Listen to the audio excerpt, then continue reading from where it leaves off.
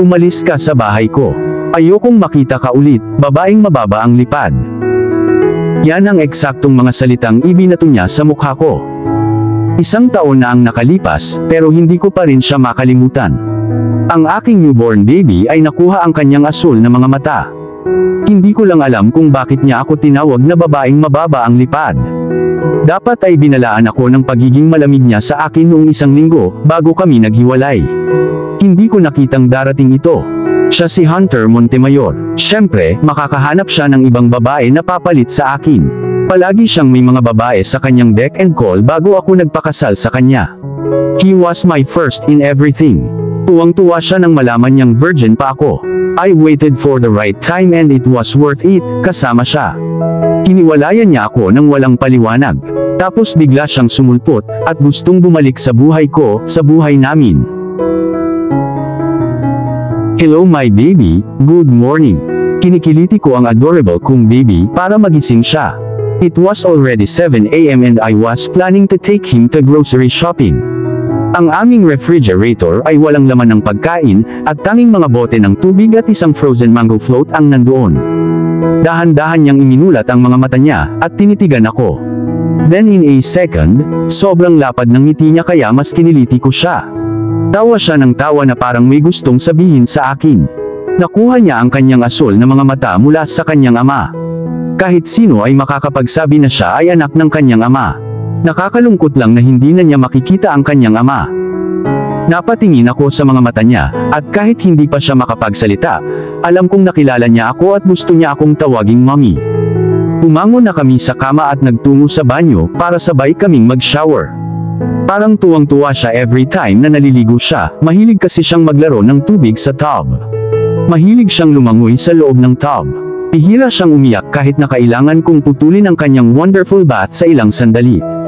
Ibinili ko siya ng floating dock para laruin niya ito sa tubig, ngunit sa halip ay patuloy niyang kinakagat ang ulo ng dock. Masyado siyang naakit sa dilaw na kulay nito. Come on baby, time to get out. Pinuhat ko siya mula sa tub. Napatingin ako sa kanya, at hindi niya maidilat ang kanyang mga mata, senyales na inaantok na naman siya. Pinalot ko siya ng puting baby towel niya, at parang gustong-gusto niya ang ginhawa ng init nito. Ngayon, sa wakas nagkaroon na ako ng oras para mag-shower. Naghubad ako at pumunta sa banyo. Umarap ako sa salamin at sinundan ng mga daliri ko ang mga stretch marks ko. Mabilis kong ginawa ang bathroom routine ko. Kailangan kong magmadali dahil sa ilang minuto, magigising muli ang aking baby. Bago ko pa mabalot ang sarili ko ng robe, nakarinig ako ng muffling sound mula sa kwarto. Lumabas ako at nakita ko siyang pilit kumawala sa baby towel na ibinalot ko sa kanya, at tumingin sa akin na pinapakita ang kanyang dila. Are you hungry now? Come to mommy. I extended my arms to him and he seems to be very excited to be picked. Honey, you will accompany mommy to the grocery. Okay. Sa sandaling marinig niya ito, bigla siyang nagsalita, at pinagsalikop ang kanyang maliliit na kamay. Pagkatapos ko siyang pakainin ng breast milk at bihisan, ibinalik ko siya sa crib para makapaglaro siya saglit saka ako nagbihis ng mabilis. Sinuot ko ang paborito kong bluish gray skinny jeans at nilagyan ito ng black fitted low neckline blouse. Inihanda ko na ang aking shoulder bag kasama ang lahat ng kailangan ko, wallet, coin purse, diaper, ekstrang damit ng baby, medyas at baby towel, mga formula, baby wipes, napkin, payong, aking cellphone, at iba pa. Masasabi kong ang bag ay naglalaman ng 98% ng mga gamit ng baby at ang natitira ay akin. Sinuot ko ang flat shoes ko, at kinuha ang baby backpack sling. Ang aking baby ay nakatayo sa aking harapan at siya ay cute na humahagakik habang mahigpit kong tinatali ang mga slings.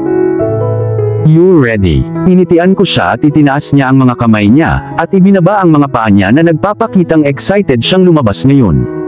Lumabas na kami ng apartment at pumara ng taxi. Tiyak na isang maaraw na araw at ang mga ulap ay hindi nagbigay ng anumang indikasyon ng posibleng pagbabago ng panahon. Ngunit sa pagbabago ng klima, wala nang makapag-predict sa biglaang pagbabago ng panahon, kaya lagi akong nagdadala ng payong tuwing lalabas kami ng bahay. May kaunting traffic dahil Sabado ngayon. Napatingin ako sa baby ko at parang ang saya-saya niyang pinagmamasdan ng mga dumadaang sasakyan at iba pang sasakyan sa kalsada. Muli siyang bumulong ng mga baby words at patuloy na ipinapalakpak ang kanyang mga paa at kamay. You love cars, don't you? Siya ay katulad niya. Ang kanyang ama ay mahilig mangolekta, mag-remodel, at magmaneho ng mga kotse, karamihan ay mga classic. Lagi niya akong sinasama every time na may cars shows, at kapag gusto niyang magmaneho at ihatid ako palabas ng bayan. Ang pag-alala sa mga alaalang iyon ay labis akong nalungkot. Mahigit 1 taon na ang nakalipas, pero hindi ko pa rin maalis ang mga alaala kasama siya.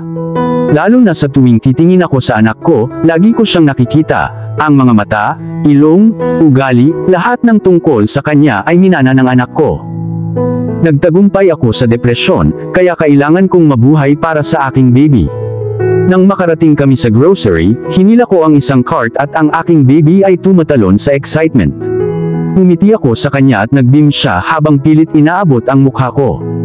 Yumuko ako para mapantayan niya ang mukha ko, at hinalikan niya ako sa itaas ng labi ko. I love you baby, at pabulong na sumagot siya. Inipon namin ang lahat ng kailangan namin at inilagay sa cart. Nakipaglaro din siya sa ibang mga customer na sobrang bilib sa kanya. Sobrang gwapo niya, sabi ng isang customer habang nasa milk station kami. Salamat, umiti ako sa kanya habang nilalagay ang mga box sa cart. Nang makarating na kami sa counter, ibinaba ko na ang mga pinamili, at tinignan ng cashier ang anak ko at nag-hello siya. Umiti sa kanya ang anak ko, at ikinuyong niya ang kanyang mga kamay. Napaka-friendly ng baby ko, hindi siya nahiya sa ibang tao. Habang pinapunch ng cashier ang mga pinamili, ibinaling ko ang aking ulo sa telebisyon sa north corner at nakita ko siya. Laking gulat ko nang makita ko ang mukha niya sa TV. Mahigit 1 taon na ang nakalipas, mula nung huli ko siyang makita. He looked so hot and handsome in his 3-piece D&G suit. Ini-interview siya ng live at mukhang na starstruck sa kanya ang female host. Huminga ako ng malalim at lumabas. Nakalimutan kong mapansin ang aking anak na ipiniflip ang kanyang mga paa at kamay upang humakbang sa gilid ng counter table. Napatingin ako sa kanya and to my surprise, nakadikit din yung mata niya sa TV screen. Nakilala niya ang kanyang ama. Itinuro niya ang kanyang mga daliri sa screen. Nagsimulang magtanong ang babaeng host. Ikaw ang napiling mag-judge para sa Miss Universe ngayong taon. Pero bukod sa layuning iyon, ano pa ang mga plano mong gawin habang nananatili sa bansa? My woman is here. Walang pag-aalinlangan siyang sumagot. Napabuntong hininga ang karamihan habang pinanatili niya ang seryosong madilim ng ngiti. Natigilan ako sa narinig kong sagot niya. Kaya, nandito siya para sa kanya. Tanong ulit ng female host. Alam ba niyang nandito ka para sa kanya? No, sumagot siya. So you're gonna surprise her then. Malapit na ba kaming makarinig ng wedding bell? Bago pa siya makasagot, binigay na sa akin ng cashier ang halagang babayaran ko sa mga pinamili. Tinulungan ako ng isang lalaki na ideposito ang mga grocery bag sa counter ng bagahe. May ibinulong ang ibang sales lady sa katrabaho. So may asawa na siya. Oh. Nang muli akong tumingin sa telebisyon, tumayo na ang female host at nakipagkamay sa kanya. Tila na-flatter siya nang ilagay nito ang kamay sa balikat niya para sa picture taking. Siya pa rin ang hindi may kakaila na ang pinaka-gorgeous na tao sa mundo. Hindi maitatanggi ng kanyang figure ang mga nakaumbok na kalamnan sa loob ng kanyang suit, yung muscles niya kung saan pinapatong ko yung ulo ko habang niyayakap niya ako. Nilapitan ko ang baby ko, at hinalikan ko ang ilong at labi niya at humagikik siya. I beam wide sa sagot niya. Ang aking anak ay naging aking tagapagligtas. Mahirap para sa akin na labanan ang aking depresyon. Muntik nang mapatay ako, at sinubukan kong wakasan ang aking buhay, ngunit nang malaman kong nanganganak na ako, gusto kong mabuhay muli. Ito ang ika-7 buwan ng aming kasal.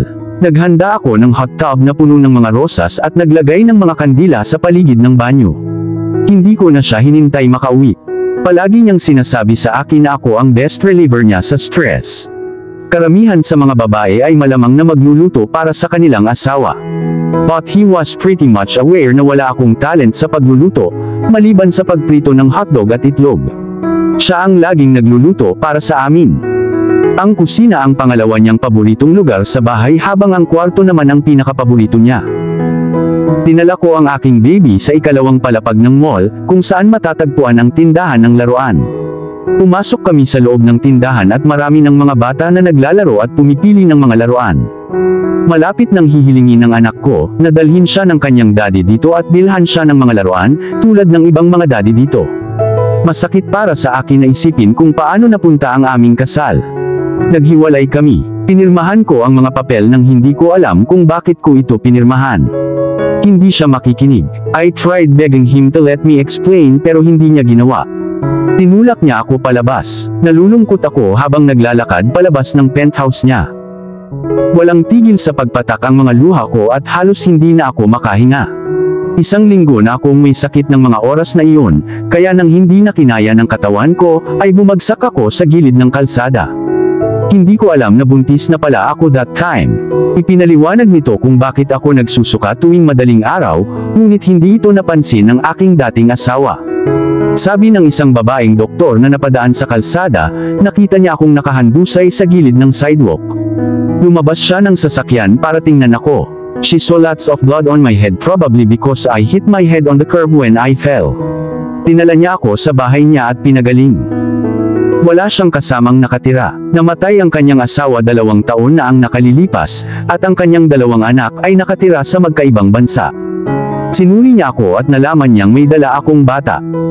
Sinabi ko sa kanya kung bakit ako nakarating doon sa kalsada, tungkol sa divorce, ngunit hindi ko sinabi sa kanya kung sino ang aking asawa.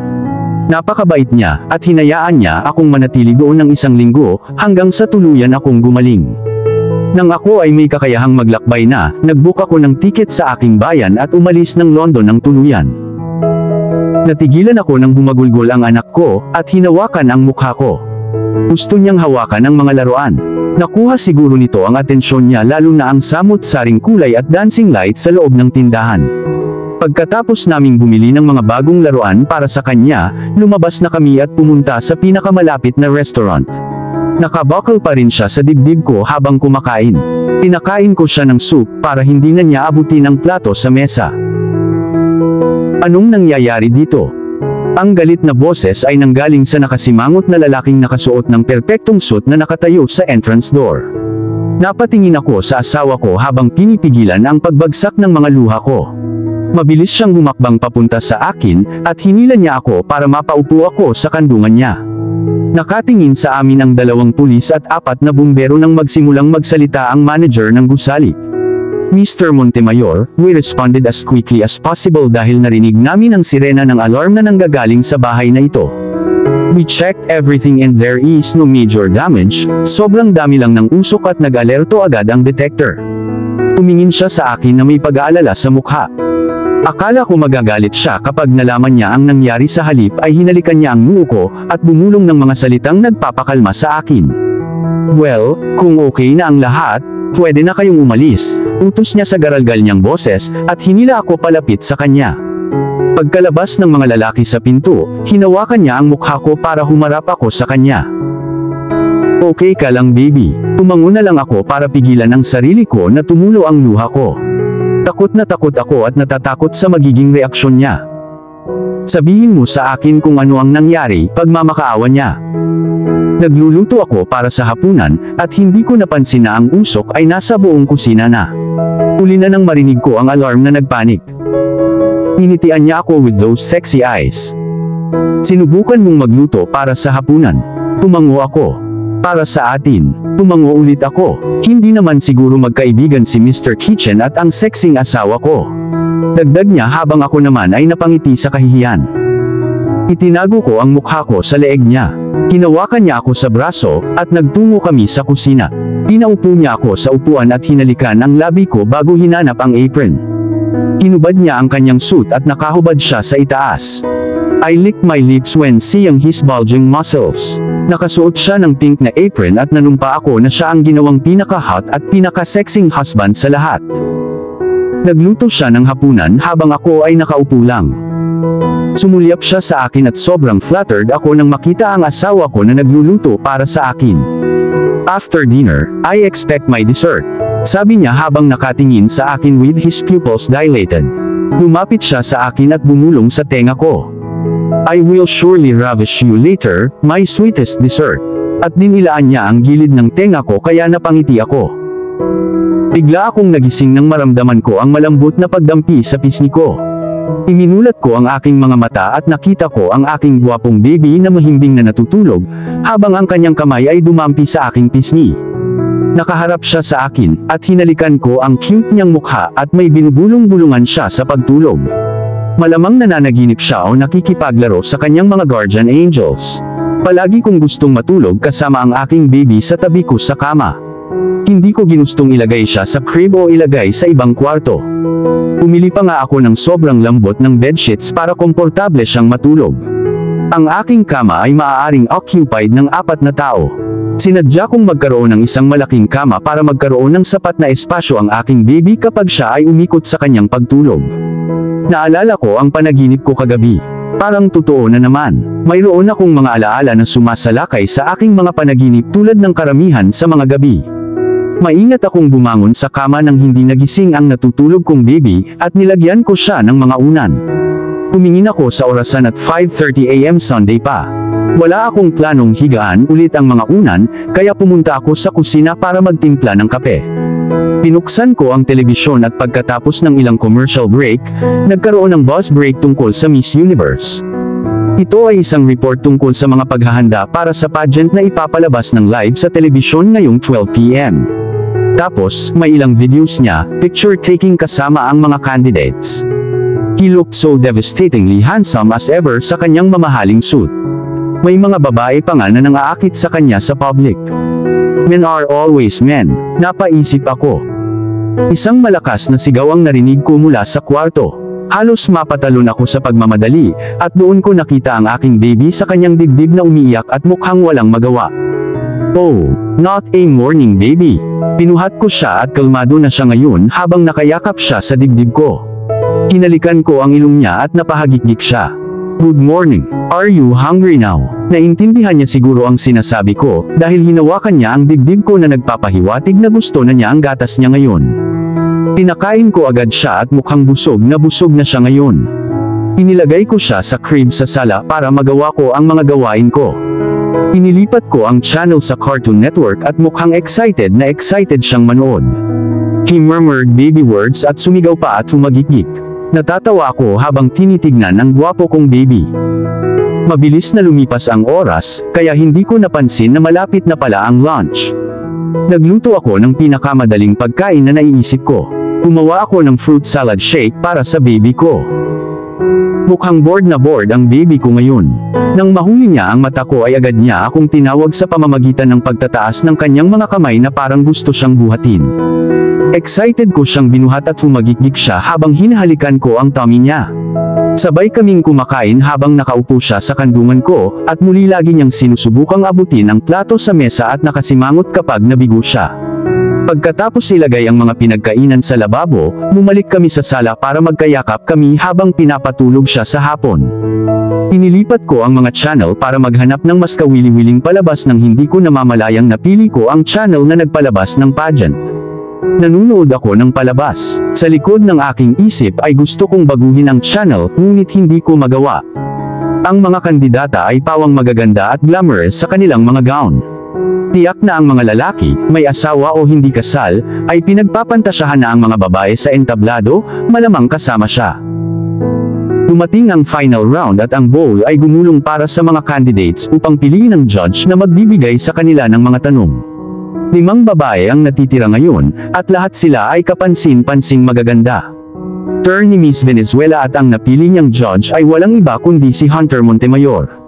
Naging wild ang mga tao at halatang namumula si Miss Venezuela nang marinig ang mga cheers. Iniisip ko kung namumula siya dahil sa cheers, o dahil pinili niya si Hunter Montemayor. Good morning. Ang kanyang madilim at mapang-akit na boses ay umalingaw sa paligid ng arena na nagpakilig sa mga candidates sa excitement. If you are divorced or annulled by wrong reasons, and he wants you back, will you accept him again, or not? Literal na nabigla ako sa tanong niya. Ano ang sinusubukan niyang ipahiwatig? Kinuha ni Miss Venezuela ang mic para sumagot. I will probably accept him back. But he has to know that things can never, and will never be the same again. Alright class, I need your research papers by Monday. Tumayo ako at inayos ang mga gamit ko. The week is over. Excited na akong umuwi. Hinihintay ako ng baby ko. Inaalagaan siya ni brother ko ngayon. Umiikot kami sa panunood sa anak ko. Si Jasper, ang brother ko, ay gustong-gusto siyang panoorin dahil ang baby ko, ang kanyang favorite baby of all time gaya ng sinabi niya sa akin. Ang nirereklamo lang niya ay kapag nagpoop ang baby ko, na sa tingin ko ay sobrang nakakatawa lalo na kapag si Jasper ay laging nagpapanik. Habang papunta ako sa faculty room para kunin ang iba ko pang gamit, may narinig akong nagkakagulo malapit sa dean's office. May mga kumpol ng mga estudyante at guro na naghahagikik na parang mga lovesick puppies. Ano ang nangyayari? Tanong ko sa isa kong estudyante. Hi ma'am, may kasamang super gwapo si Dean Patrick ngayon. Benefactor daw. Itinango ko ang ulo ko at naglakad palayo. Pumasok na ako sa loob ng faculty room, at naghanda na para umalis nang tawagin ni Mrs. Owen ang atensyon namin. Nakangiti siya habang tinatawag ang atensyon namin. Everyone, gusto ni Dean Patrick na nasa opisina niya tayo, para makilala ang bagong benefactor ng university. Nagsitayuan ang ibang mga teachers at halos magkarera sa pintuan. Paulit-ulit nilang pinag-uusapan ang tungkol sa gwapo, hot, saucy na lalaki, at maging ang spinster na si Miss Spencer ay parang teenager. Kinuha ko ang bag ko at ilang libro, at sinundan sila sa deans. Ako ang huling pumasok at ang hirap bumalaw dahil sa dami ng tao sa labas ng opisina. And this is our literature teacher, Miss Olivia Sandoval. Narinig kong nagsalita si Dean Patrick habang binabalanse ko yung bag ko at yung mga libro na nahulog. Tumangala ako para makita si Dean Patrick, at ibinaling ko ang tingin ko sa katabi niya. Siya. Nalaglag ang mga libro ko, at dali-dali kong pinulot. Tumanggi ang mga mata ko na tumingin sa kanya, kaya nagkunwari na lang akong busy sa pagkolekta ng mga libro ko. Nakipagkamay sa kanya ang ibang mga teachers at nang turn ko na, itinuon ko na lang ang paningin ko sa kamay niya at kinuha iyon, pero nang kumalas na ako, lalo niyang hinigpitan ang hawak. Nakatitig siya sa akin, nagdilat ang kanyang mga pupil at mukhang dark at wild. Ang kanyang mga mata ay hindi umalis sa akin. Naputol lang ito nang tumunog ng malakas ang phone ko, kaya dali-dali akong nag-excuse palabas ng opisina. 6 PM na nang makarating ako sa bahay. Natagpuan ko ang aking brother na nakahawak sa aking baby sa kanyang mga bisig, at sila ay nakatayo sa harap ng pintuan na naghihintay sa akin. I held my baby up and he was laughing hard nung kiniliti ko siya.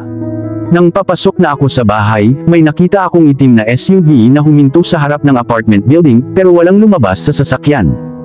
Na-curious ako, pero nabaling ang atensyon ko sa baby ko, na umihi sa work clothes ko, at tumawa lang ang naughty monster ko. Nang matutulog na ako, nakatanggap ako ng tawag mula sa hindi kilalang numero. Sinagot ko ito pero walang tao sa kabilang linya kaya ibinaba ko na lang. Sister, narinig kong kumatok si brother sa pinto. Yes, gising pa ako. Tinulak niya ang pinto. I have to go out. Clubbing. Pumunta siya sa akin para halikan ang noo ko, at ganoon din ang ginawa niya sa natutulog kong baby. Baka hindi ako uuwi tonight. See you tomorrow, Bunny. Kinindatan niya ako habang nilock ang pinto. 2 oras na akong nagpaikot-ikot, pero hindi ko pa rin maipikit ang aking mga mata. Kinakabahan ako sa nangyari sa school. Sa lahat ng school sa mundo, bakit niya pinili ang aming university? Isa siyang philanthropist, pero hindi ko akalain na naging interesado siya sa field na ito. Ayoko na siyang isipin. I know it was the end of us the moment na itinapon niya ako palabas ng penthouse. Naalala ko ang mga huling sinabi niya noong last fight namin. Alam nating dalawa na ang ating kasal ay isang deal. Pero hindi ko akalain na bababa ka at ibebenta ang sarili mo, wala akong babaeng mababa ang lipad na asawa. Bagamat mahigit 1 taon na ang nakalipas, umaasa pa rin ako na makakakuha ako ng mga sagot kung bakit siya naghagis ng ganoon kadali. Gusto ko lang makahanap ng mga sagot para makatulog ako ng matiwasay ang isip. Ipinikit ko ang aking mga mata at tahimik na nagdadasal na balang araw ay tuluyan ko ng mapalaya ang aking sarili mula sa paghihirap na ito. Nagising ako sa sunod-sunod na katok sa pinto. Tinignan ko ang phone ko, at 6:00 pa lang ng umaga. Malamang ang brother ko, ang malamang na nalasing kagabi. Hindi naman sa nagrereklamo ako, pero ayoko na ginigising ako ng isang lasing na kapatid. Nasa kanya ang kanyang mga susi, bakit kailangan pa akong istorbuhin? Galit kong kausap ang sarili ko habang hinahanap ang tsinelas ko sa ilalim ng kama. Pangalawang bahay niya ang apartment ko. Nakatira siya sa isang kondo, pero kadalasan sa kondo ko siya nananatili para mabantayan niya ang baby ko habang nagtatrabaho ako. Ang aking brother ay may ilang mga negosyo sa paligid ng city at siya ay may mga tao na nagtrabaho para sa kanya, kaya hindi niya iniisip na manatili sa aking bahay na babysitting. Ayokong kumuha ng babysitter. I just don't give my trust easily, and I don't want my baby to grow and bring up by other people. Nagtrabaho ako ng full-time sa university, ngunit palagi kong minamanage ang aking araw, upang makauwi pa rin ako ng maaga hanggat maaari. I know I bother Jasper so much more already, but he never let me feel left alone. Patuloy pa rin ang katok. Isinuot ko ang robe ko, at tinungo ang pinto. Wala ka bang susi? I said in an irritated voice, thinking na kapatid ko lang ang kumatok ng pinto ng early morning. Pagbukas ko ng front door, hindi ako nakaimik. Wala akong nagawa kundi ang tumitig sa taong nakatayo sa harapan ko. Hindi ko alam kung nananaginip ba ako o naghahalusinate. Nakalimutan kong naka-nighties lang pala ako at walang bra, at tinakpan ko na lang ang sarili ko nang hindi nakatali ang silk pink na robe. Napansin kong nakatingin siya sa dibdib ko. Mabilis akong nagtalukbong at napalunok ako ng malalim. Tumingin ako sa ibaba para hindi ko makita ang mga mata niya. Mga mata ng dati kong asawa. What are you doing here? Hindi siya sumagot. Inangat ko ang ulo ko at halos mapatalon ako nang magtama ang mga mata namin, and he just gave me his sexy smirk. Tinitigan ko siya ng walang ekspresyon. What I can help you with?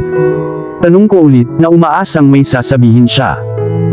5 segundo na ang lumipas, pero hindi pa rin siya umiimik kaya naman bigla akong pumasok. Pero nang isasara ko na sana ang pinto ay pinigilan niya ito sa pamamagitan ng pagharang sa paa niya. Napatigil ako at ramdam ko ang bilis ng tibok ng puso ko. Naglakad na siya papasok sa loob ng apartment. Did he just invited himself in? How dare he? This is trespassing. Please see yourself out, or I'm calling the guards now. Buong pagmamalaking tumayo ako, habang nasa bewang ko ang 2 kamay ko. So, dito ka nagtatago. Umarap siya sa akin at kitang-kita ko ang katapangan sa asul niyang mga mata. Hindi ako nagtatago sa sinuman. Mabilis akong sumagot. If you have no business here anymore, please get out. Pero imbes na lumabas, pumunta siya sa couch sa sala at umupo. Aren't you going to ask me for some coffee? Tanong niya. This is getting ridiculous. You wish. Nakataas ang kilay kong sagot. Malamang na masama ang loob ko sa kanya, pero deserve niya iyon. Narinig ko ang pagbukas ng pinto at pumasok si brother. He was suspiciously looking at me, tapos nilingon niya yung taong nakaupo sa couch. Sino siya, Via? Tanong sa akin ni Jasper gamit ang kanyang inaantok na boses. Nalasing nga siya sa clubbing niya kagabi. He is Hunter, a friend? Nauutal kong sabi, habang kino-compose ang sarili ko. Tumayo si Hunter para makipagkamay sa kapatid ko. Hi, I'm Hunter Montemayor. You must be Olivia's brother, Jasper. I am. Umiti siya sabay balik ng handshake. Jasper, you smell, go and take a bath, putol ko. Tumango siya at mabilis na nawala. Pagkaalis ni brother, lumingon ako sa kanya. I think you're overstaying already. Please make sure to lock the door when you get out. At naglakad na ako palayo. Bakit hindi mo masabi ang pangalan ko? Tumigil ako. Napaka-daring ng boses niya. Bakit hindi mo masabi ang pangalan ko? Tanong niya ulit. Natatandaan ko pa kung paano mo ito isinisigaw when I pleasure you and when I make you. Stop. Pinutol ko na siya bago pa niya matapos ang sasabihin niya. Nanginginig ang mga tuhod ko. Gusto kong umiyak pero walang lumalabas na luha. I made fist para makontrol ko pa rin ang galit ko sa mga kamay ko. We're done. Hindi ako masyadong nagsalita, natatakot ako na baka may masabi ako na pagsisisihan ko. Pumunta ako sa front door at hinawakan ang doorknob para palabasin siya. Naglakad siya papunta sa akin at bago siya lumabas, may ibinulong siya sa tenga ko. I will come and claim you back. Na nagpa-freeze sa akin. Mabilis na lumipas ang mga oras. Napagpasyahan kong manatili na lang sa bahay para sa katapusan ng linggo, at alagaan ang aking anak. I insisted to Jasper to enjoy his free time para makapag-relax siya, kesa sa pagbabantay ng baby ko. He still have a life outside at gusto kong i-enjoy niya ang pagiging bachelor. Nandyan siya sa buong pagbubuntis ko at binayaran pa niya ang mga bayarin sa ospital. Hindi niya alam na may asawa na ako, ni hindi nga niya alam ang pangalan ng lalaking nakabuntis sa akin. Naaalala ko ang araw na sa wakas ay umalis ako sa London at lumipad sa aking bayan. Pumunta ako sa kondo niya. Para akong patay pero naglalakad pa rin ako. Hindi niya alam na babalik ako. Pagbukas niya ng pinto, sinamaan ko siya ng tingin and within a second, tumulo ang luha ko. Pinuhat niya ako, at pabulong na mga salita para pakalmahin ako. Dapat niyang tiyakin na mayroon akong mga seryosong isyo kaya hindi niya ako sinaktan ng mga tanong. Hindi ako makapagsalita at tuloy-tuloy na ang pag-agos ng luha ko. Iyon ang most devastating moment sa aking buhay. Palaging maagang umuwi si Jasper para sabay kaming maghapunan, at bago siya umalis para magtrabaho, lagi niyang sinisigurado na may mga pagkain ako sa ref.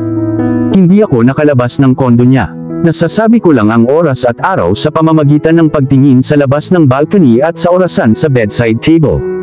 Ang kanyang kondo ay may magandang view kung saan matatanaw ang buong lungsod at sa south ay ang karagatan.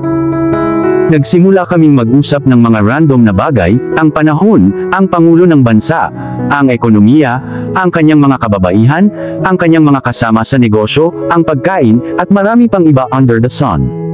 Nararamdaman ko na pinili niyang iwasang hawakan ang isang topic that might evoke me. Si Jasper lang ang kapatid ko at siya ang bunso.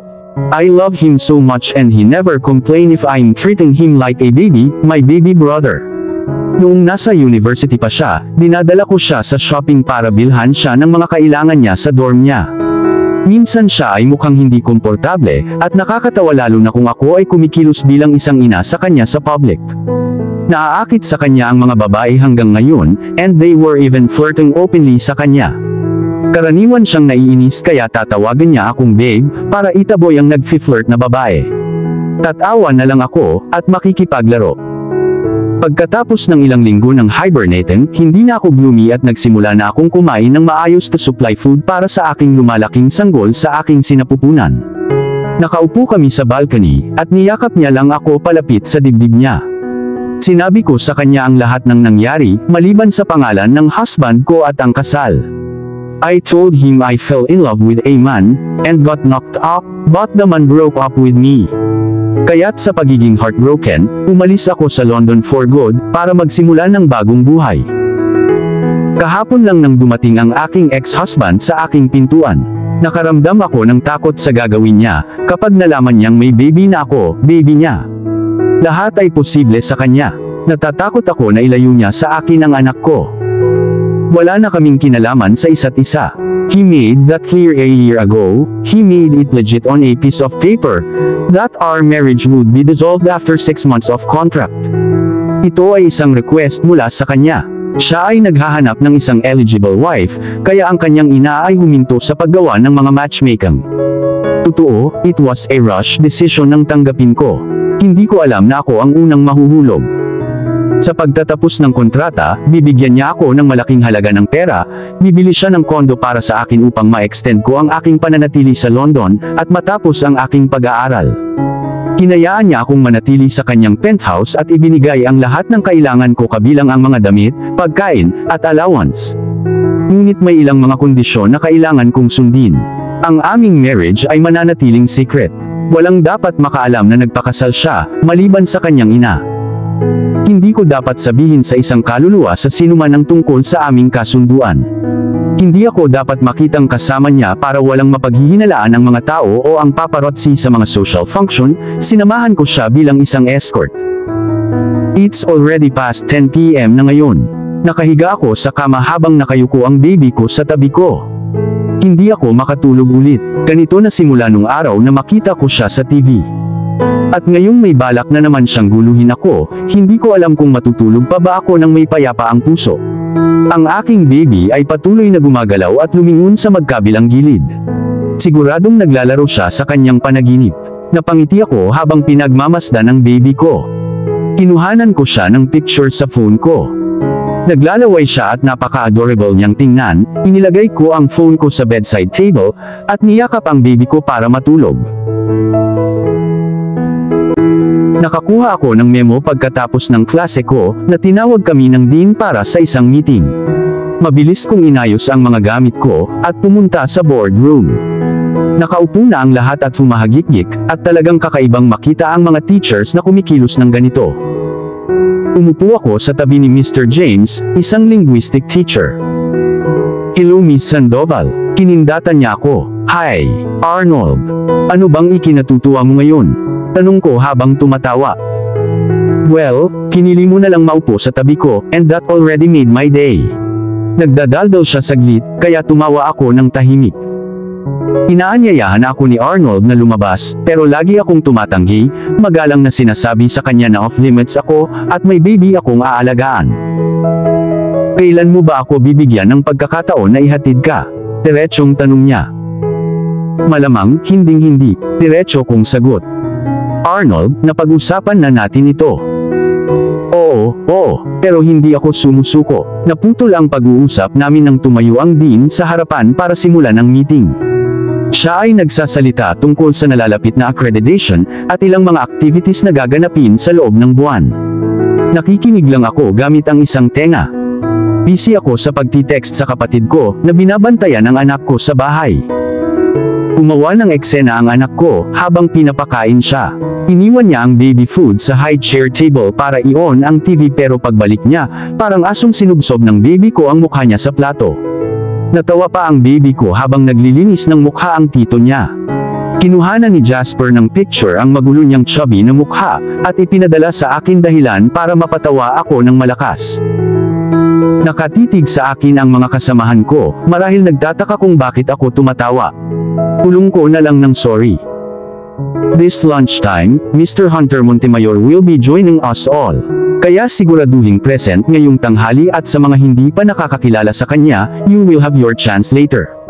Nagsalita si Dean Patrick sa karamihan, na majority sa mga kababaihan ay humahagikgik.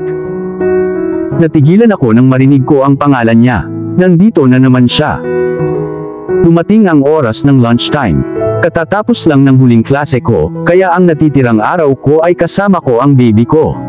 Pumunta ako sa dining hall kung saan ginaganap ang gathering. Ang lahat ng mga tao ay abala sa pakikipag-chat at pagkain at pakikipag-chat na parang hindi pa sila nagkita sa loob ng mahabang panahon. Kumuha ako ng plato at pumunta sa center table. Pagkatapos kong ipanganak ang aking anak, naging maselan na ako sa mga pagkain. Hindi naman sa ayaw ko sa kanila, hindi lang ako masyadong kumakain. "Nagiging maselan ka na ba sa mga pagkain ngayon?" Isang boses ang nagmula sa likuran, at nang lumingon ako, napatalon ako nang makita ang makapangyarihang Hunter Montemayor na nakasunod sa akin. Tumingin ako sa paligid at marami ang nakatingin sa amin, malamang na nakatingin sa kanya. "Good afternoon sir," sabi ko habang patuloy pa rin sa pag-ikot sa table. "Wag mo akong tawaging sir. You know I hate it, lalo na sa bibig mo." Naiinis siya habang patuloy ako sa paglalagay ng mga pagkain sa plato ko. Bago pa ako makasagot sa kanya, may 4 na babae na nagkukumpulan sa kanya, na nagpapakilala ng kanilang mga pangalan. Ngunit tiyak na makakalimutan niya ang kanilang mga pangalan sa sandaling tumalikod siya. Nagkamayan sila at random na tanong ng mga babae sa kanya. Hindi ko na masyadong narinig ang usapan nila. Pinili ko ang pinakamalayong mesa, para walang mang-istorbo sa akin habang kumakain. Abala pa siya sa paglilibang habang may hawak na baso ng alak sa kamay. Tinapos ko na ang pagkain ko, at pagkatayo ko, lumapit sa akin si Dean Patrick kasama si Hunter Montemayor. "Miss Sandoval, thank you for your generosity." Sinabi ni Mr. Montemayor na nag-offer ka na ilibot siya sa school.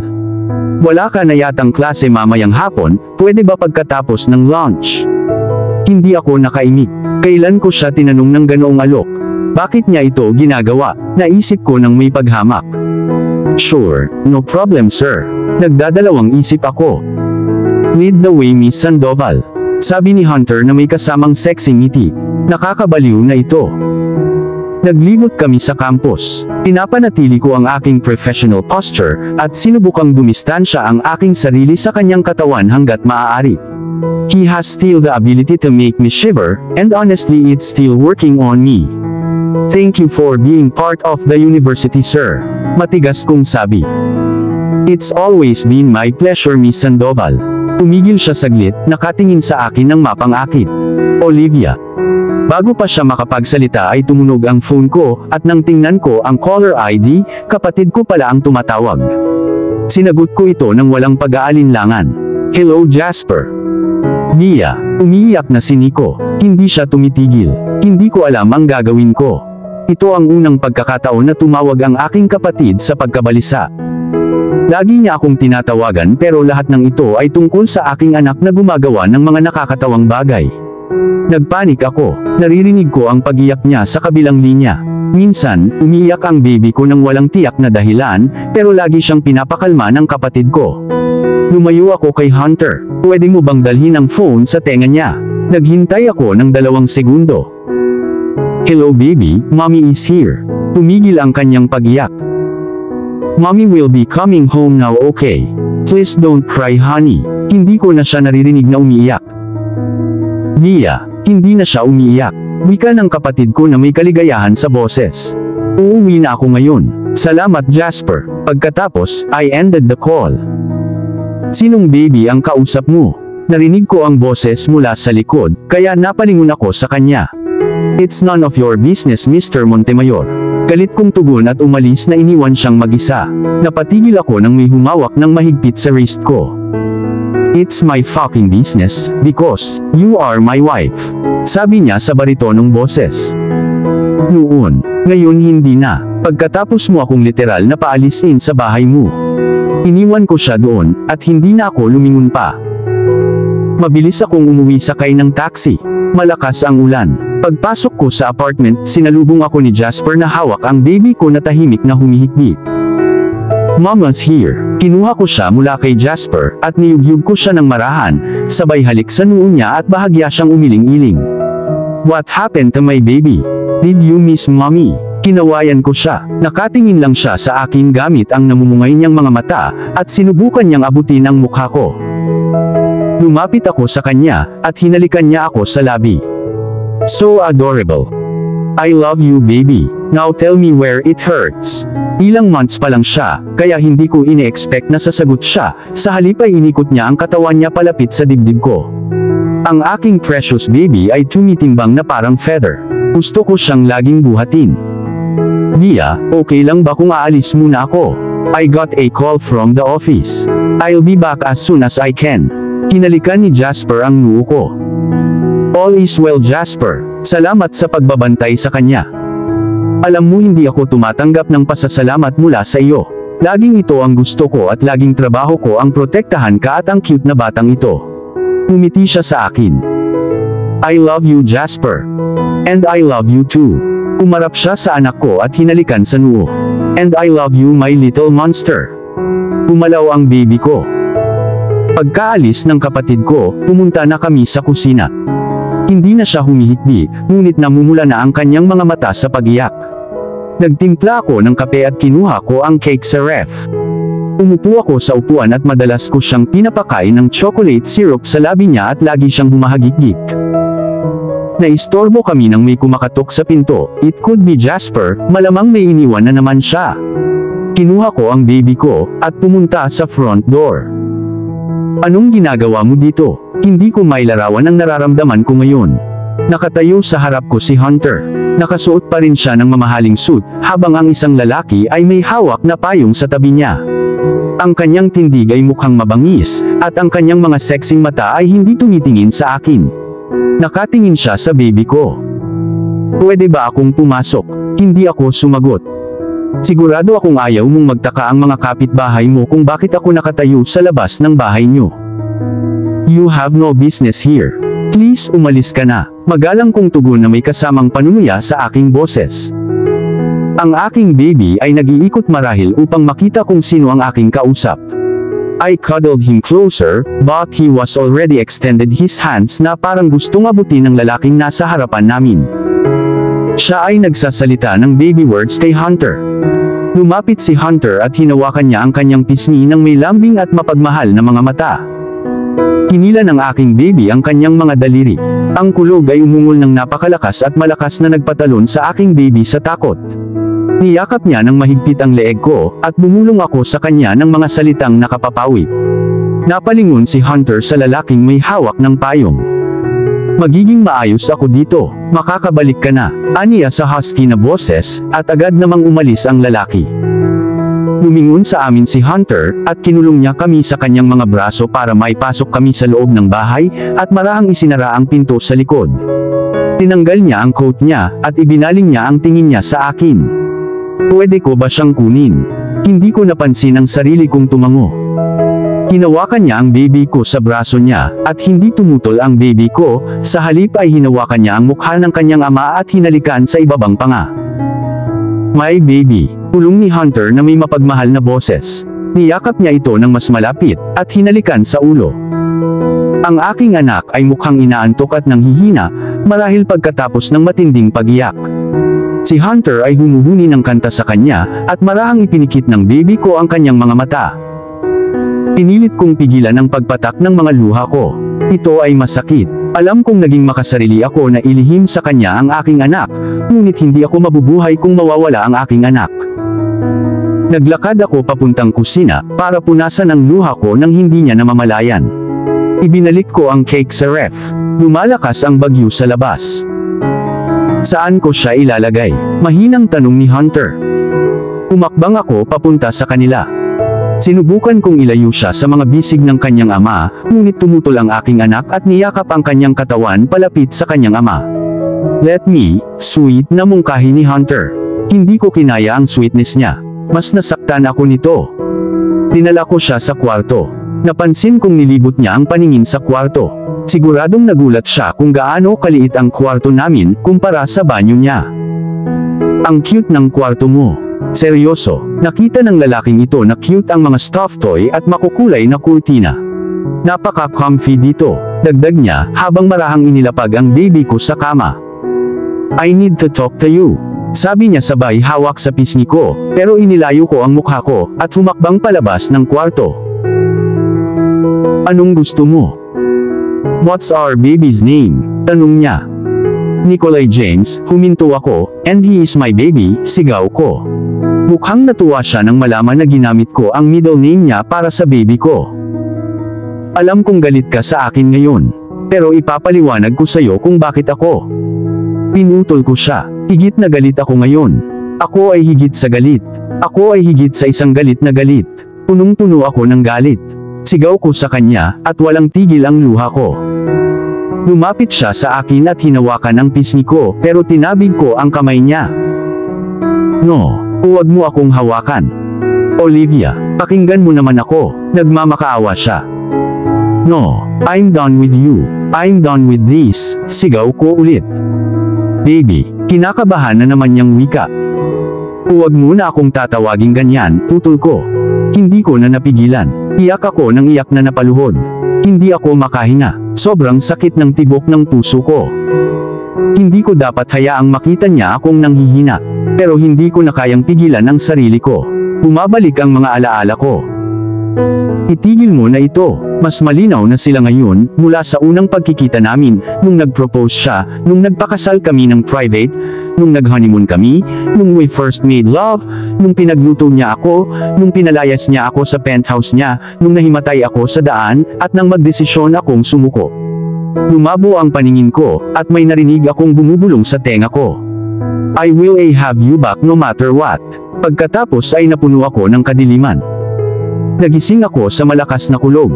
Hindi ako makagalaw. Nang imulat ko ang aking mga mata, natagpuan ko ang aking sarili sa ibabaw ng isang matigas na maskuladong katawan na may pares ng mga braso na nakayakap sa akin. Nakahiga kami sa couch. Napakabango ng kanyang paghinga, ang kanyang chiseled na panga ay perpekto, at ang kanyang mukha ay nagliliwanag na maalinsangan. Sinubukan kong bumangon pero mas hinigpitan niya ang hawak at napabalik ako sa dibdib niya. Pinuksan niya ang dark niyang mga mata at tinitigan ako. Let me go, wika ko sa mahinang boses. Never, sagot niya habang itinatayo kami. Masakit siguro ang likod niya. Dahan-dahan kong pinadulas ang sarili ko para makalayo ako sa mga braso niya. Napatingin ako sa orasan sa tabi ng telebisyon. 2 oras na akong natutulog. Pumunta ako sa kwarto para tingnan ang baby ko, at mahimbing pa itong natutulog na may laway sa kaliwang pisngi. Isang pares ng braso ang yumakap sa akin mula sa likod, at muntik na akong mapatalon.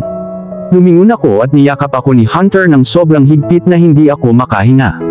Wala akong sinabi, ni siya, nakatayo lang kami. Kailangan kong magluto ng hapunan ngayon. Sabi ko sa kanya, para bitawan niya ako. No baby, hayaan mo na ako. Sabi niya habang nakangiti. Nag-poker face lang ako. Habang nasa kusina siya naghahanda ng hapunan, sumilip ako sa labas ng bintana, para tingnan ang lagay ng panahon.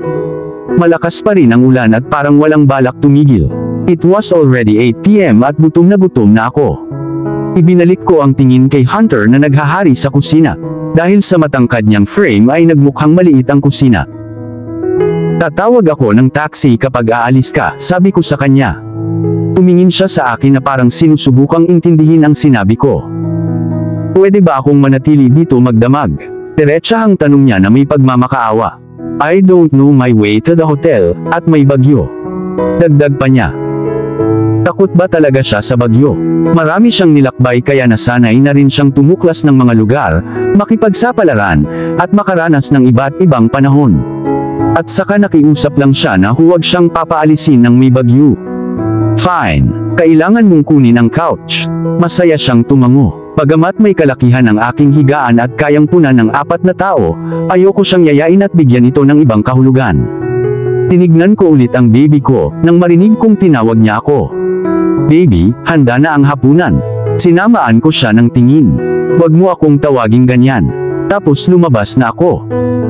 Nagulat ako at natuwa nang makitang naging romantiko ang simpleng mesa sa kusina. Paano niya nagawang iset ang mga bagay na ito habang ako ay nasa paligid? Sasabihin kong maganda ito, ngunit pinipigilan ko ang aking sarili na huwag mahulog muli sa hukay. Hinila niya ako ng upuan at pinaupo ako. After we were settled, he started filling in my plate. Thank you, ungol ko. My pleasure. Tahimik kaming kumakain. Wala sa amin ang naglakas loob na magsimula ng usapan. Napakatahimik at ang tanging naririnig ko lang ay ang rumaragasang kulog sa labas, at ang pagkapit ng mga kagamitan. Kamusta ang school? Nagsimula siyang magtanong. Good. Marami ka na bang kaibigan? Tanong niya na parang freshman student na papasok sa isang malaking university. I do. Natahimik siya saglit na marahil ay nag-formulate ng mga susunod niyang tanong. Pwede ba akong manatili dito bukas? I will take care of our son. No need. Jasper is staying, and I only have 2 subjects all in the morning kaya maaga akong uuwi. Can I take you and our son out tomorrow, after your work? Bakit?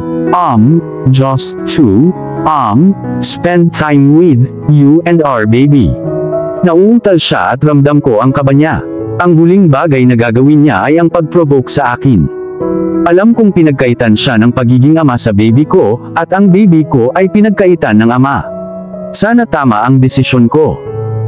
Sige, umiti siya ng malawak nang sabihin ko ang pagsang-ayon ko. Salamat. Tuwang-tuwa siya at hinawakan niya ang kamay ko, at pinisil iyon.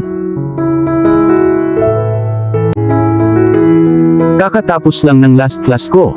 I got these mixed feelings of melancholy and euphoria na hindi ko maipaliwanag. Nababaliw na ba ako? Naaalala ko ang hapunan kagabi, nang si Hunter ay tuwang-tuwa nang maaprubahan ko ang kanyang plano na ilabas kami kasama ang aming baby. He behaved well at hindi niya ako ginugulo. Hindi siya dapat gumawa ng mga bagay para i-provoke ako, dahil alam niya na kaya ko siyang palayasin anumang oras. Nasa tamang pag-iisip pa rin ako. Going out with him doesn't mean I'm letting my guards down. Wala akong planong mahuli ulit.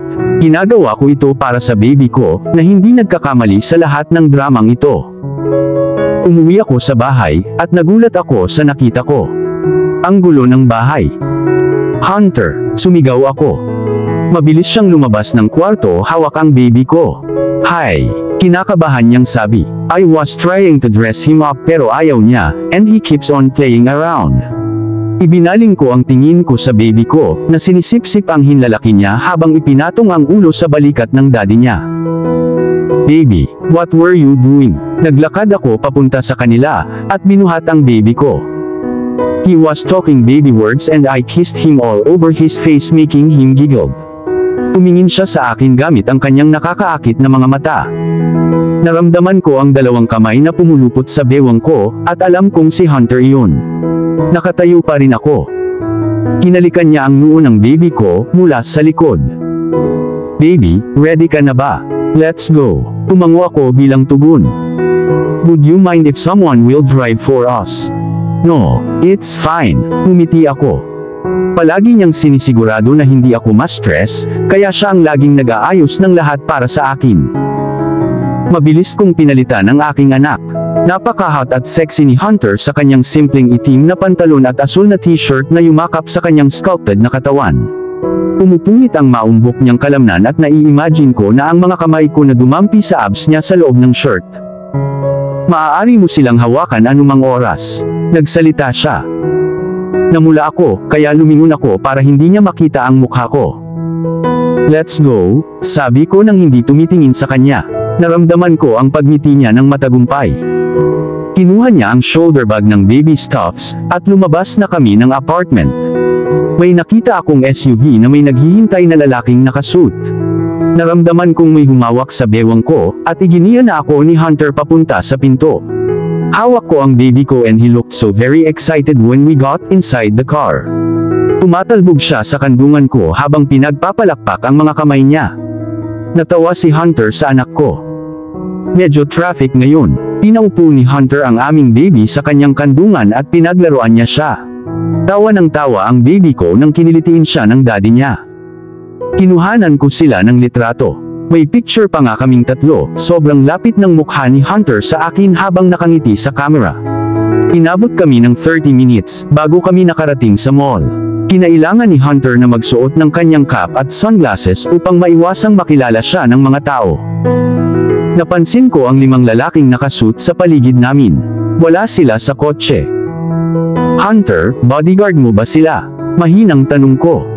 Oo baby, matamis niyang tugon. Pinagtitinginan kami ng mga tao, marahil nagtataka kung bakit napapalibutan kami ng mga malalaking lalaki. Ngunit hindi ko sila maitataboy. Si Hunter ay isang kilalang tao, ang kanyang mga tauhan ay kailangang nasa paligid niya, kadalasan lalo na kung siya ay nasa labas.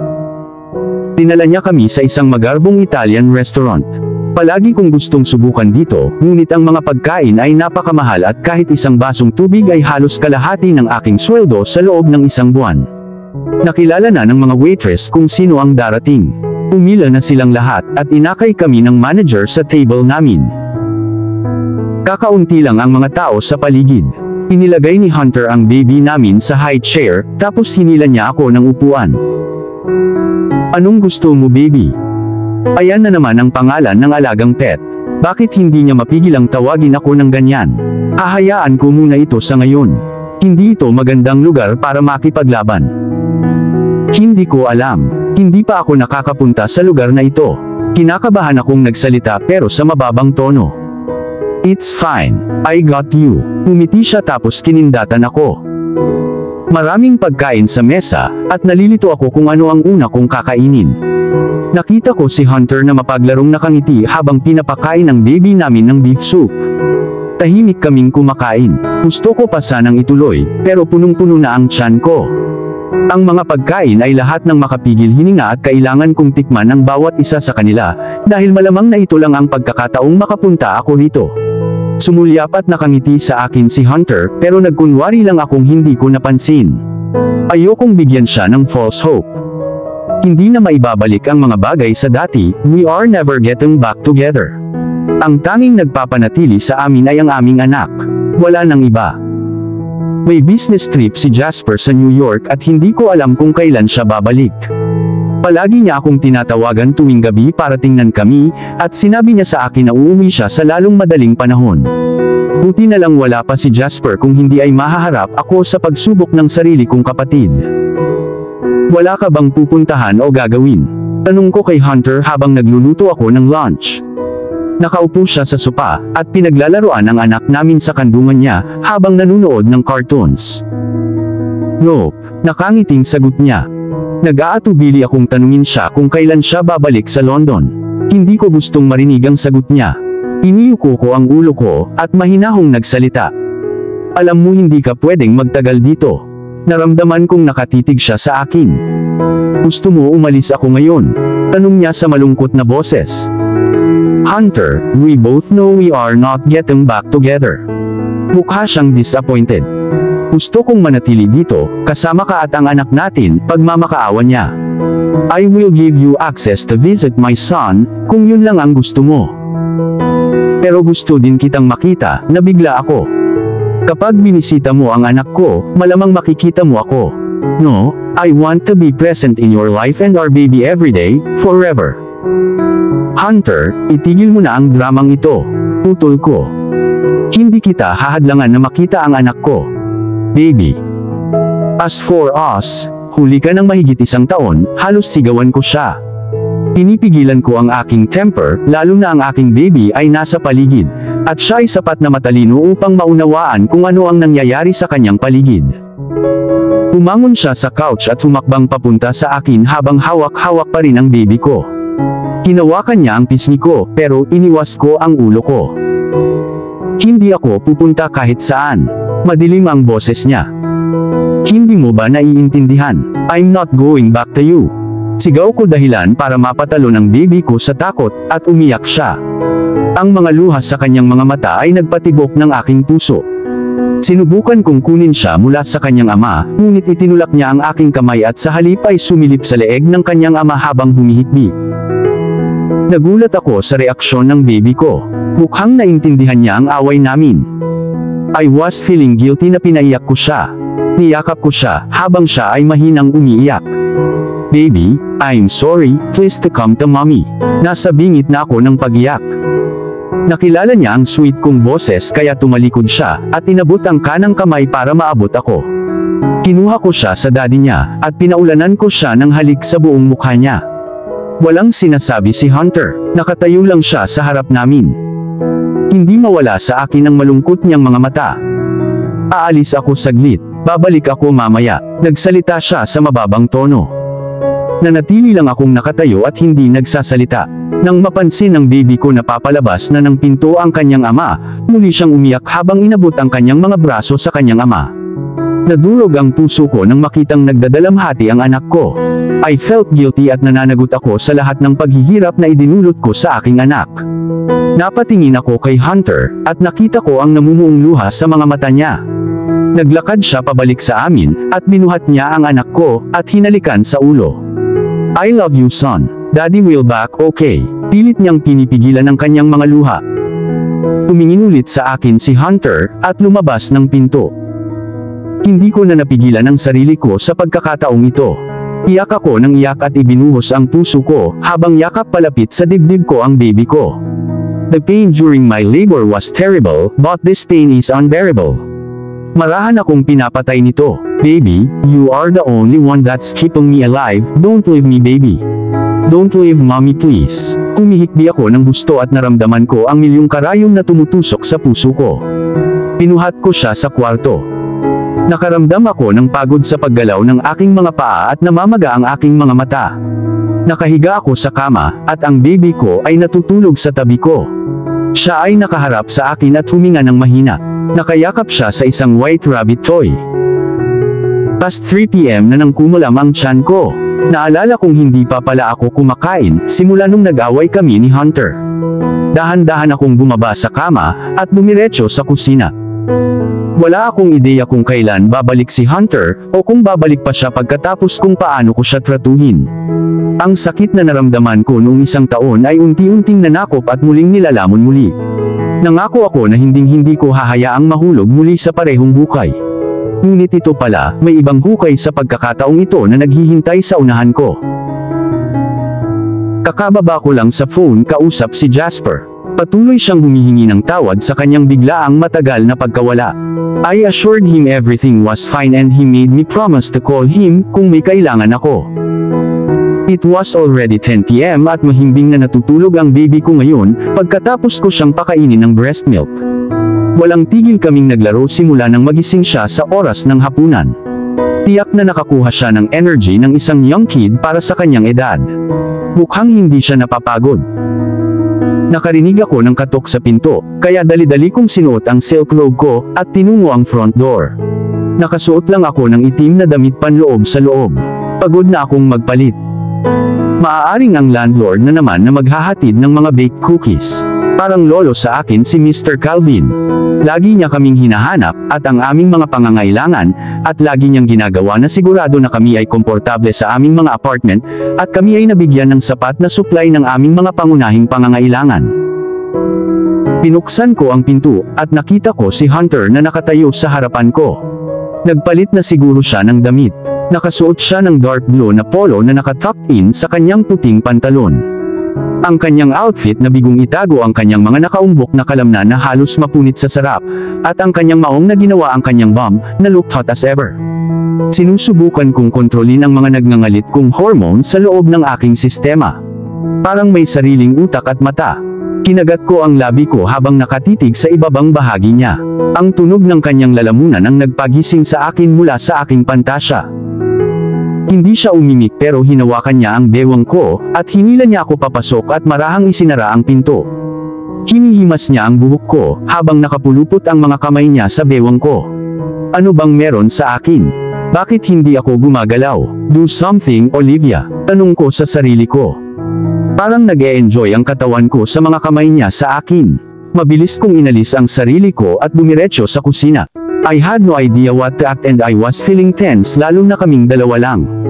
Nagkukunwaring naghuhugas ako ng kamay nang masira ang tubo ng lababo sa kusina, sumigaw ako, at sunod na alam kong basang-basa na ako. Agad namang sumaklolo si Hunter, at nagpalit ng kung ano sa ilalim ng counter saka tumigil ang tubig. Basang-basa na ako kaya hinubad ko ang robe ko. Nakalimutan kong suot ko lang ang damit panloob ko nang masalubong ko ang madilim na tingin ni Hunter sa dibdib ko pababa sa katawan ko.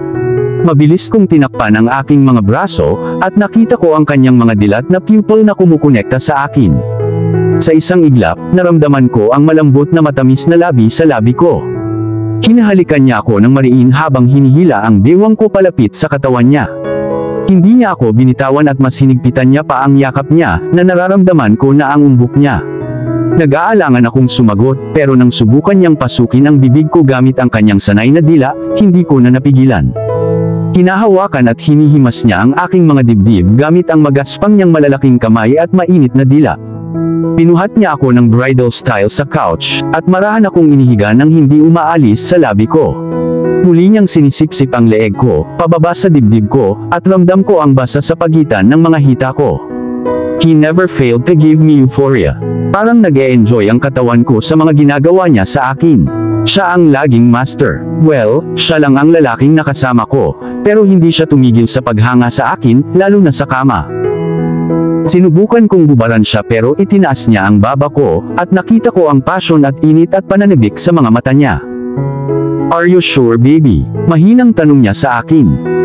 Tumango ako bilang tugon. Anong ginagawa mo, Olivia? Saway ko sa sarili ko. Hindi ko napigilan. Kailangan kong gawin ito kung hindi, mababaliw ako. I have to get you ready first. Like, super ready, sabi niya habang nakangiti ng sexy at saka lumuhod. Nakahiga ako sa sofa at humihingal at nag-iipon ng oxygen. Pinaulanan niya ng halik ang aking sinapupunan at sinubukan kong takpan ng aking mga kamay ang mga marka, ngunit itinulak niya iyon at ipinagpatuloy ang paghalik sa mga iyon. No baby, don't cover them. I love them. Ang mga markang ito ang mga paalala na magpapasalamat ako sa iyo habang buhay, dahil dinala mo ang anak natin sa mundong ito. Pinisil ko ang mga kamay niya. Ang boses niya ay maaaring magparating sa akin sa sandaling ito. Nagpatuloy siya at hinugot ang thumb ko gamit ang ngipin niya. Sinalubong ko ang sexing mata niya habang tinatanggal ang manipis na material. Hindi na niya ako hinayaang magsalita, at bumaba na lang sa aking pagkababae at dinilaan ako ng husto. So wet already, pulong niya. You are amazing slick baby. So ready as always. Niyakap niya ulit ako at hindi tumigil. Sinisigaw ko ang pangalan niya sa tuwa. Yes baby, that's it. Pangalan ko yan. Isigaw mo pa ang pangalan ko. Hindi ko makontrol ang boses ko. Malabo ang utak ko at ako ay sumisigaw ng malakas. Mas hiniwalay niya ang mga binti ko at ipinatong niya ang isang paa niya sa balikat niya. Tuloy-tuloy ang pagpasok at paglabas ng daliri niya sa akin. Ikaw ay hindi ka panipaniwalang basang-basa ngayon baby. Napangiti siya ng panalo. You want more? Tanong ulit sa akin ng husky voice niya, pero hindi ako nakasagot. It was too much to handle. Nagliyab ang katawan ko at nasusunog ako sa sarap. More baby? Tanong niya ulit. Tumango na lang ako. Say my name baby. Ipinagpatuloy niya ang paghimas sa akin, at hindi ko na ito mapigilan. Sinigaw ko ang pangalan niya nang marating ko ang ecstasy. Excellent. So beautiful baby. Nakapatong na siya ngayon sa akin at wala na siyang suot. Napaungol siya, his face looked very distorted. I love it baby. More please. Nagmamakaawa siya. Ang kanyang mga daing ay naging mailap at mainit at nakakabaliw. I need you now baby. Sabi niya sabay hila sa akin, at inihiga ang likod ko sa couch. Ang inosenteng sopa, he entered me in one swift move. Busog na busog ang pakiramdam ko. Baby, you're so tight. Are you okay? Sabi niya na may pag-aalala sa mukha. Tumango lang ako. Please move Hunter. Baby, I might hurt you. Umiti ako para ipaalam sa kanya na sobrang sarap ng pakiramdam ko sa ilalim niya. Pinulupot niya ang mga binti ko sa bewang niya. How long has it been baby? Since you, sabi ko habang hinihingal. Nasa loob ko pa rin siya. Oh baby, I'm happy to know that. Sabi niya habang nangingilid ang luha sa gilid ng mata niya. Iginalaw ko ang hips ko forward. Baby, baka masaktan ka. Ulong niya sa tenga ko. Sigurado akong magiging sulit ito, sabi ko sa kanya ng mapang-akit na boses. Ito ay ngayon o hindi kailanman. Mukha pa siyang nag-aalangan. Baby, I always make love to you. Naglapat ang labi niya sa labi ko. Then do it, utos ko. Sinimulan niya ang kanyang lakad ng dahan-dahan, ang momentum ay tumataas bawat segundo. Umiikot ang utak ko at may mga balahibo sa tiyan ko na kumikiliti sa loob. Matagumpay na naabot ng kanyang mga tulak ang lahat ng panig ng aking mga walls. Hingal na hingal kaming dalawa habang sinisipsip niya ang leeg ko. Malakas ang bawat tulak na nagpawis sa amin ng sarap. Sa isang huling tulak, ibinuhos niya ang lahat ng kanyang mga buto sa loob ko at naabot ang sarili kong climax. Sobrang nanginginig ang katawan ko. Namamanhid na ang mga paa ko at hindi na ako makapag-isip ng maayos. Niyakap ko siya pabalik habang hinahalikan niya ang leeg at ulo ko. That was, hindi ko na natapos yung sentence ko. Beyond excellent. As always baby. Tinapos niya ito. Pareho kaming nakahubad, walang kumot na nakatakip sa amin. Mainit pa rin ang katawan ko sa kanya. Sa pagpikit ng aking mga mata nagdarasal na sana ay patawarin ko ang aking sarili mula sa kabaliwan na ito.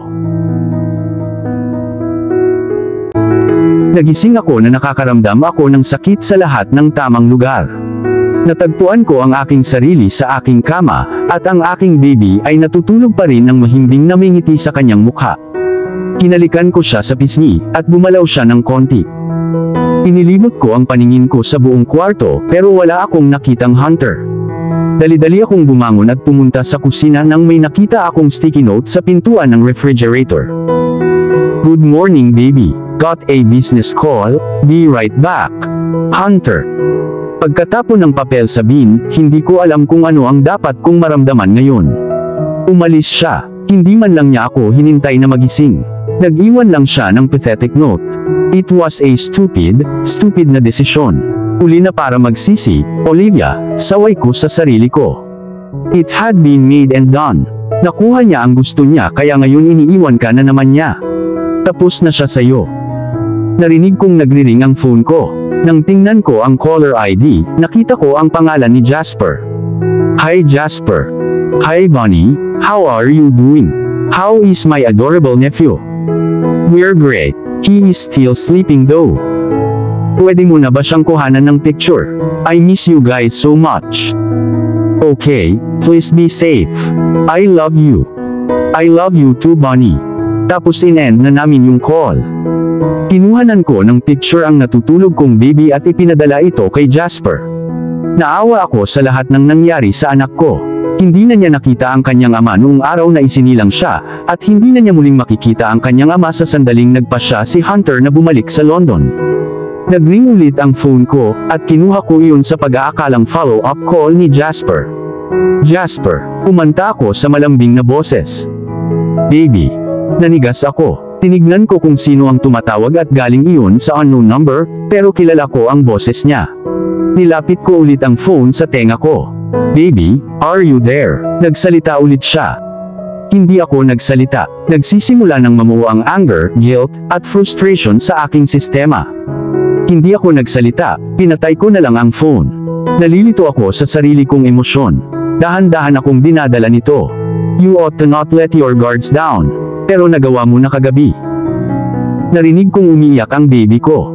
Dali-dali akong pumunta sa kwarto, at nakita ko ang baby ko sa dibdib niya.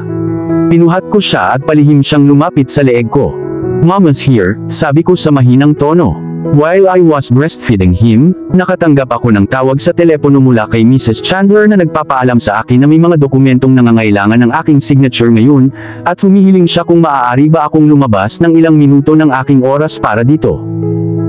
Wala akong klase for the day, pero sinabi ko sa kanya na pupunta ako ng mga 10 a.m. Ginawa ko ang aking morning routine, at dahil wala si Jasper para mag-babysit, napagpasyahan kong dalhin ang aking baby sa school. Minsan dinadala ko siya, at ang aking mga kasamahan ay laging gustong makipaglaro sa kanya. Nakarating kami sa school ng 9:45. May mga estudyanteng nakatingin sa amin, at nakangiti sa aking adorable baby. Siya ay palakaibigan sa lahat at kadalasan ay inaakit niya ang mga babae. Nagsalita ng mga kasamahan ko sa paghawak at paglalaro sa kanya habang tinatapos ko ang paperwork. Walang tigil ang pagtawa ng baby ko, at parang natutuwa sa atensyon na nakukuha niya. Patuloy na nagriring ang aking telepono at nang tingnan ko ito, may 8 missed calls na mula sa parehong numero. Number niya. Tinignan ko yung text message. Baby, where are you? Your door is closed. Hindi ako nag-abalang sumagot. Ilang minuto pa ay nakarinig ako ng ingay sa labas. Parang may paparating na celebrity at sobrang excited ang crowd. Nakaupo lang ako. Parang papasok ang ingay sa loob ng faculty room, at nang iangat ko ulit ang ulo ko para i-check ang nangyayari. Nakita ko si Hunter James Montemayor sa kanyang glorious 3-piece suit na papasok sa loob ng opisina. Nang makita niya ang aking baby sa mga bisig ni Mrs. Chandler, pinuntahan niya siya. Hinalikan siya ng anak ko sa panga at niyakap niya sa leeg ang kanyang ama. Mukhang nagulat ang mga kasamahan ko sa pagmamahal ng baby ko sa lalaking nasa harapan nila. Nagtataka siguro sila kung bakit hindi nagprotesta o umiyak ang baby ko nung kinuha siya ng stranger. Nagulat ako at napatayo sa upuan. Nahagip ng mata ko si Hunter at humakbang siya papunta sa akin. Napatingin sa amin ang mga tao. Lalong namangha ang mga tao nang hilahin ako ni Hunter sa bewang ko, at hinalikan ako sa labi. I felt both embarrassed and flattered, lalo na nang marinig ko ang "oh" mula sa karamihan. Bakit hindi mo sinasagot ang mga tawag ko? Madilim ang kanyang mga mata. Hindi ako sumagot. Nakatingin lang ako sa kanya ng blanko. Are you done here? Tanong niya ulit at tumango lang ako. Take your bag, let's go.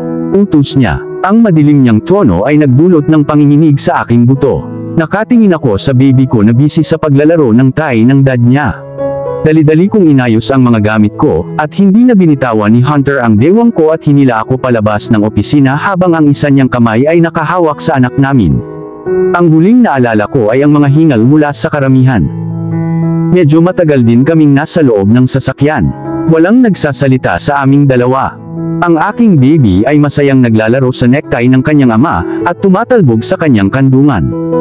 Saan mo kami dadalhin? Naglakas loob akong magtanong muna. Sa hotel room ko. Malalim at madilim ang boses niya. Stop the car, we will going home, galit kong utos. No, I'm taking you with me. Wala kang karapatang magdesisyon para sa akin. Hindi mo ako pag-aari. Alam kong natigilan siya sa sinabi ko, pero wala na akong pakialam sa mararamdaman niya. Olivia, stop being stubborn. Ha, ungol ko. Sa tingin mo kaya mo na naman akong manipulahin. What's wrong with you? Ang kanyang tugon ay nagiging mas mapanganib. Everything is wrong. Sumigaw ako. Ano ang sinasabi mo? Uminto siya saglit. What about last night, baby?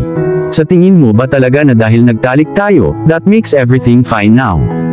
Wala na akong pakialam kung marinig kami ng bodyguard niya. Bago pa siya makasagot ay sinabihan siya ng driver na nakarating na kami sa hotel. Umukas ang pinto, at nag-aalangan akong lumabas habang dinadala ng isa sa mga guard ang gamit ko. Inihatid kami sa loob ng hotel na parang kastilyo, and I felt so cheap. Ako ay nakasuot lang ng blue skinny jeans at low neckline t-shirt na nakayakap sa katawan ko.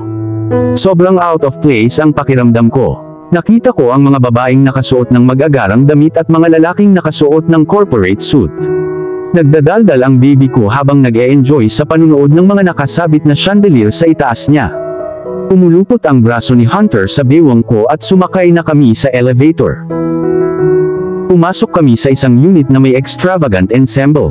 Nagtataka ako kung magkano ang halaga para kay Hunter para sa ganitong uri ng silid. Inilibot ko ang tingin ko sa kwarto nang marinig ko na umiiyak ang baby ko. Nagsalita ng mahina si Hunter para pakalmuhin siya. "I'll feed him," sabi ko sa kanya at binuhat ang baby ko. "Where is the bedroom? Sundan mo ako," wika niya habang dinadala ang mga gamit ko. Dito siguro siya natutulog. Nakita ko ang nakabukas niyang suitcase sa isang gilid at may mga damit sa cabinet. Umupo ako sa gilid ng kama, at inihiga ang gutom kong baby sa kandungan ko.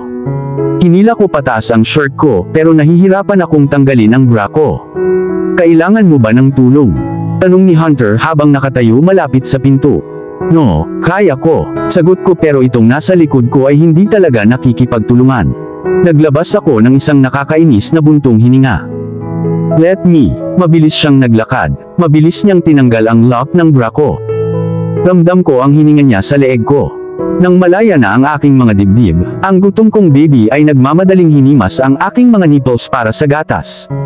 I was humming a melody at sabay tapik sa legs niya. Nakalimutan kong nakatayo pa pala si Hunter sa harapan namin. He was gazing at breasts tapos tumingin siya sa akin. Umupo siya sa tabi ko at tinatapik niya ng mahina ang mga paa ng baby ko para makatulog siya. Ilang minuto lang, binitawan ng baby ko ang nipple ko at nakatulog. "Ilagay natin siya dito," mahinang wika ni Hunter na ayaw gisingin ang anak. Inaayos niya ang mga unan sa lahat ng gilid ng kama. Pinalitan ko siya ng pijama, at marahang inilagay sa gitna ng king-size bed. Inilagay ko ang baby monitor malapit sa kanya. "Handa na ang lunch natin, let's go." Tumango ako. Hinila niya ako ng upuan. Tahimik kaming kumain. Nararamdaman ko ang titig niya sa akin, pero tumanggi ako na salubungin ang mga mata niya. Natapos na ang lunch namin, at pumasok na ang dalawang staff ng hotel para maglinis ng mesa. Dinala niya ako sa sala, at sinadya kong umupo sa isang solong couch para hindi siya makagalaw at umupo sa tabi ko. "Via, why do I feel that you are hating me again?" Nagsalita siya sa mababang tono. "Bakit? Pinaramdam ko ba sa'yo na gusto kita? Via, I already told you I want you back, not just because of our son, but I want my wife. You, back." Napaangat siya ng tingin. "You don't have a wife anymore. You made that clear since years ago." Pinipigilan ko ang luha ko. "I was wrong. I admit, it was all my fault." Bago pa siya makapagpatuloy, pinutol ko na siya. "Ang pag-amin sa iyong mga pagkakamali ay hindi nangangahulugang aayusin nito ang mga bagay sa pagitan natin," mariing sumingit ako. "Nga pala, ano ang biglaang pagsulpot?" tanong ko at ngumiti ng mapait. "Please, huwag mong sabihin na parang naglalaro lang ako." Mukha siyang frustrated. "Hindi ba ikaw?" "Of course not. Babawiin kita hanggang sa huling hininga ko." Tumayo ako. Tulad ng sinabi ko, "I will give you access to see my son." "No." Pinutol niya ako at tumayo para hilahin ako papasok sa katawan niya. Nagsalubong ang mga noo namin at ang lapit ng labi niya sa labi ko. "Baby, give me a chance. Just one chance for me to make things right. Let me do this, please." Ramdam na ramdam ko ngayon ang basa ng luha niya. "I was asking you the same thing. I begged you. Nakinig ka ba sa akin? Binigyan mo ba ako ng pagkakataong magsalita para sa sarili ko?" Hindi ko na napigilan ang mga luha ko. "No, you threw me out instead." Muntik na akong mapatay sa kalsada. I wanted to kill myself. "I have no idea why you divorced me. Why? Why, Hunter?" Kumihikbi ako sa pagitan ng bawat salita. Mukhang natulala siya sa sinabi ko. Inalis niya ang pagkakahawak niya sa akin. The next thing I saw was him falling his knees and broke down. Bumaba na ako sa king-size bed na ito nang mapansin kong wala na sa tabi ko ang baby ko. Hindi na ako nag-abalang magsuot ng tsinelas at agad na lumabas ng kwarto. Natagpuan ko si Hunter at ang aking baby na nakaupo sa sopa at nanunood ng mga cartoons. Ang aking baby ay bumubulusok at sumipa sa tuwa sa kandungan ng kanyang ama. Kumakanta sila kasama ang mga karakter sa screen. Napabuntong hininga ako at napatitig sa kawalan. Kailangan ng aking anak ang kanyang ama. Hindi ako makasarili na ina para ipagkait sa kanya ang pagkakaroon at pagmamahal ng kanyang ama. Nakatayo ako sa pintuan na malayo sa likuran nila. I was wearing a white long sleeve that had he sent. He must had changed me and put me to bed. Nakita ako ng baby ko, at nagsimula siyang humagikgik at nagsalita. Mama, mama, mama. Lumingon si Hunter at tumingin sa akin. Malungkot ang mga mata niya, pero nakangiti. Naglakad ako papunta sa kanila, at tumayo sa likod ng couch sabay halik sa baby ko, sabay yakap kay Hunter sa likod. Umupo ako sa sofa sa tabi nila. Napansin ko lang na underwear lang ang suot ko, walang bra. Nakalabas ang mga binti ko na ikinahiya ko, pero hinawakan at pinisil ni Hunter ang hita ko. Ipinulupot niya ang mga braso niya sa akin, at hinila ako palapit sa dibdib niya. Wala akong damit na may papalit, sabi ko sa kanya. I got it. He smiled efficiently. Anong oras na? Itinanong ko. It's 9:15. Oh, we should be going. Sabi ko habang mabilis na bumababa sa couch, pero hinila niya pababa ang kaliwang kamay ko. Can you stay here, please? Just for tonight. Oh, okay. Nagdadalawang isip ako, tama ba ito? Salamat baby. Hinalikan niya ang noo ko. Pagkatapos naming maghapunan at magpalit ng damit sa kwarto, nakahiga na kami ngayon sa kama kasama ang aming anak sa pagitan namin. Sumisipa pa siya na parang gustong makipaglaro at mas kiniliti pa siya ng daddy niya. Baby, it's almost midnight. You have to sleep now, mahinang sabi ko. Tumingin sa akin ang baby ko, at hinawakan ang baba ko. Hinalikan niya ako sa gilid ng labi ko at niyakap ako sa leeg. Good boy, ulalas ng daddy niya. Pinigyan ko siya ng breast milk habang dahan-dahan niyang ipinikit ang mga mata niya para matulog. You are a wonderful mother. Mahinang wika ni Hunter sa masayang tono. Natahimik ako at hindi tumitingin sa kanya. Nagkaroon ako ng mga pagdududa at takot noong dinadala ko pa siya sa aking sinapupunan, sagot ko naman. Paano kung namatay ako, sino ang bubuhay sa kanya? Paano kung maging masamang ina ako? Paano kung hindi siya mabigyan ng sapat? Paano kung... Naramdaman ko ang pagdampi ng mga daliri niya sa labi ko. Salamat. Salamat sa paghatid sa kanya sa mundong ito. Siya ang pinakamagandang regalo na natanggap ko sa buhay ko. At nagpapasalamat ako sa iyo. Kitang-kita ko ang luha niya habang nagsasalita siya. Umangon ako sa kama at pumunta sa gilid niya. Umupo din siya na may pagtatanong na tingin. Naka-white shirt at boxer shorts lang ako. He was trying to get off the bed please, pinigilan ko siya. Umupo ako sa kandungan niya pakaliwa at ramdam ko na ang umbok niya sa puweten ko. Bigyan mo ako ng oras, sabi ko habang nakatingin siya sa akin ng may pagtataka. Niyakap ko ang sarili ko palapit sa leeg niya. Naaamoy ko siya napaka-passionate, dark, at dangerous na amoy. Namiss ko ito, lalong humigpit ang hawak niya. Pinalot niya ako ng kanyang mga braso na para bang isa akong maliit na bagay na kailangang ligtas na ikulong. Thank you baby, I will never fail you. Never ever again. Yung boses niya parang nagsisimula na siyang sumabog. At ginawa niya. Naramdaman ko ang pagtulo ng luha niya sa balikat ko. Sobrang init ng katawan niya pati na rin ang katawan ko. Dahan-dahan kong hinila pataas ang shirt niya pero pinigilan niya ang kamay ko, at nakaramdam ako ng disappointment at hiya at the same time. Masyado kang nagmamadali, it's not all sex. Napaisip ako. Remember, I never fuck you. I always make love to you. Sabi niya at hinalikan ako ng malalim. Pinuhat niya ako ng bridal style palabas ng kwarto at sa couch. Ayaw nating magising ang baby natin, ha? Sabi niya habang nakangiti sa akin. Tumango lang ako at nahihiyang ngumiti. Ang sumunod na nalaman namin ay pareho na kaming hubot-hubad, humihingal, at kontento. At dito na po, nagtatapos ang part 5 ng ating kwento. Sabay-sabay po nating abangan ang susunod na kabanata. Maraming salamat po. God bless and stay safe.